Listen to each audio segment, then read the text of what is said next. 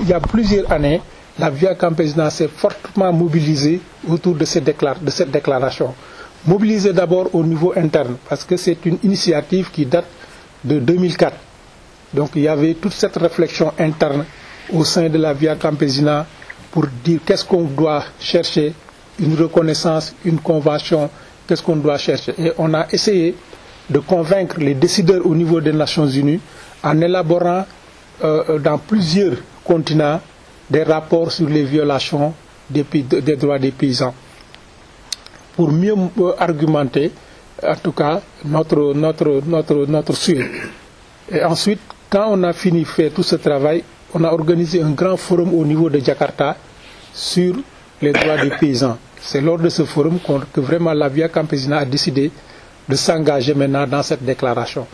Mais elle était consciente qu'en s'engageant dans cette déclaration, on a besoin d'alliés. On voulait que cette déclaration soit quelque chose de participatif, qu'à chaque niveau, les gens participent à cette élaboration. C'est pourquoi on a organisé beaucoup de rencontres au niveau des régions, au niveau des pays, pour réfléchir avec les paysans, les producteurs, quels sont les éléments de contenu qu'on doit mettre au niveau de la déclaration. C'est pourquoi c'était extrêmement...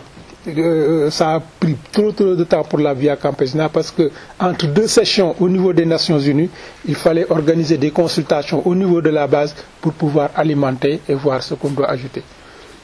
Et c'est en 2011 ou 2012 donc que la Bolivie, l'Équateur et l'Afrique du Sud se sont engagés donc, pour porter cette déclaration au niveau des Nations Unies, au niveau du Conseil de sécurité des Nations Unies, pour, en tout cas, cette négociation a duré très longtemps.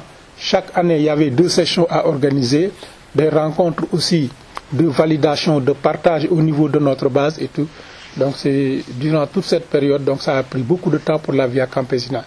Mais aujourd'hui, en 2018, ça a été donc adopté. Aujourd'hui, comme le dit Michel, la Via Campesina